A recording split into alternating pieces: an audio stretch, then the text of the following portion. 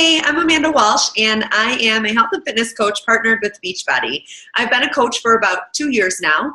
I am a one-star coach, which basically means that I'm building a team underneath me. I'm a Success Club All-Star Legend, which means that I've helped at least 3 people every single month for the last 29 months, I think it is, 28 or 29 months now, which is just crazy to me. And that's just at least 3, and it's been more than that most likely every single month. I got into this business because I had such a passion for clean eating, because my sister had fought cancer and my best friend at the time when I joined was fighting cancer and doing everything she could nutrition-wise to take control of her life. Unfortunately, Carrie lost her life and joined Jesus in October of 2014.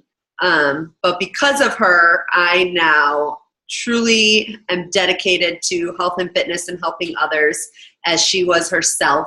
And I am just honored to be able to have this opportunity to help so many people. I am the creator of Amanda Lynn Fit. You can find me at amandalynfit.com. I am also the creator of the Fit Warriors team. Woohoo, Fit Warriors. You guys are awesome. Love you so much. But what I wanted to talk about today is how I do it all, because I am a full-time director of innovative learning for a school district. So you probably don't even know what that is, but it kind of sounds important. Well, it kind of is. It's a big job. I'm basically in charge of curriculum, assessment, technology for a school district. I help teachers to improve their teaching and learning for their students on every single day. Anything at the district level that I can do to help all of the schools, all of the teachers reach their students and help them learn in this 21st century. So it's not just a 9-to-5 job. I'm busy. So people always ask, well, how do you do it? How do you have a full-time job and also run a business, essentially? This is a business that I am building every single day because I have a goal to be a work-from-home mom one day. I'm currently single. I don't have any children, but my goal is to set myself up now so that when I am blessed to have a child or more than one of my own, God willing, that I will be set and I will be able to stay at home with my children, because that has always been my dream. So how do I do it?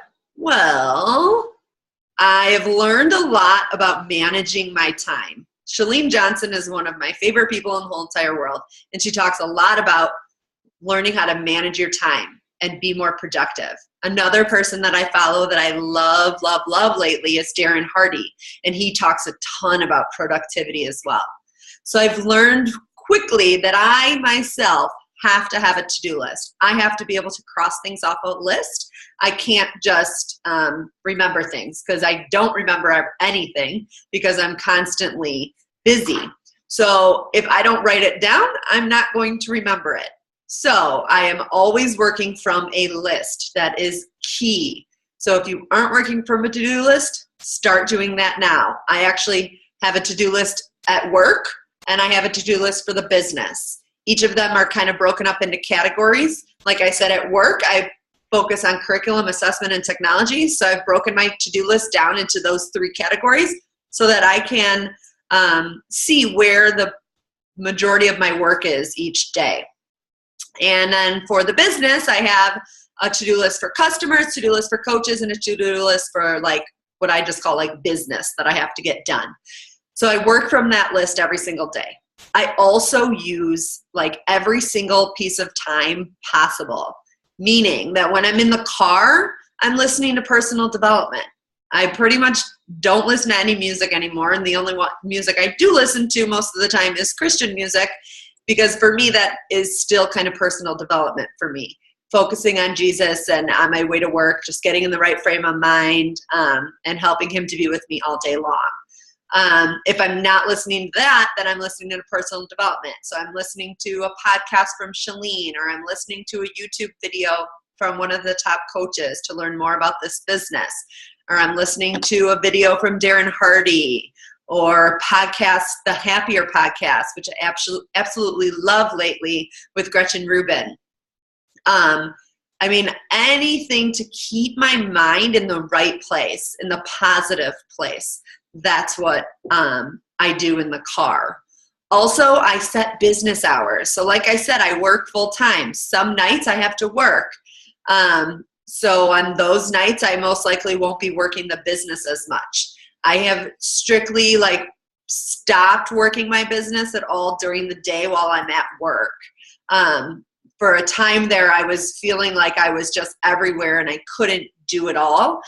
So I had to strictly like cut that off and set business hours. So basically my business hours are essentially in the morning. I usually try and get to work about a half an hour early so I can spend about 30 minutes either following up with people or writing a blog post or something along those lines for the business. So sometimes in the morning I work on that. And then usually in the evening, I'll spend about 1 to 2 hours on the business. And then on the weekends, I'll spend a little bit more time when I have it, because I have more time on the weekends and I don't have to work my job. So those are just a few of the things that as a full-time employee, as a full-time career woman, you still can build this business. You just have to carve out that time. And with me saying that I work the business 1 to 2 hours a night, that's because I have a team now that I have to help. If you're coming on as a new coach, you might work 1 hour a night, maybe, and you could probably even cut that down. You can break your time down into chunks. So you might work 15 minutes in the morning, you might work 15 minutes at lunch, and then maybe 30 minutes after work or after the kids go to bed or whatever. But you have to set that schedule. And then if you set it, you have to commit to it and commit that you're going to stick to it.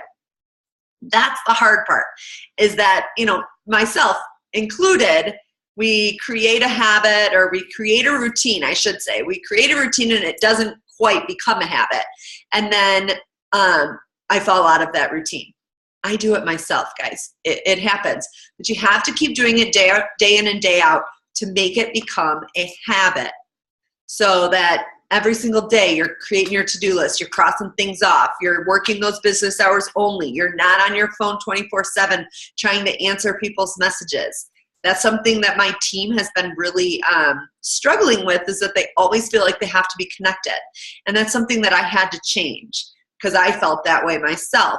So I also now, I've turned off all notifications on my phone. The only notifications that come through are my text messages and the notifications from the Challenger Tracker app for the challenge group that I have going at that time. Those are the only notifications that come through. Otherwise, I set the time for when I'm going to go into Facebook and check messages, when I'm going to go into Facebook Messenger and check those messages, when I'm going to go into my personal email, when I'm going to go into my business email, when I'm going to go into my work email. You have to set those boundaries. You have to set that time aside to do those individual things, because otherwise it just becomes out of control. I know from personal experience. So I hope this kind of helped to, if you do work a full-time job, how just setting yourself some boundaries, being careful about not being too connected all the time, focusing on what you need to do in each period of time to get the most done. Otherwise, if you're multitasking and trying to do everything at the same time, you're going to get nothing done, and you're not going to feel like you got anything on your to-do list done. So check it off, work one thing at a time, and I hope this helped. And if you have any questions, never hesitate to reach out. Talk to you soon.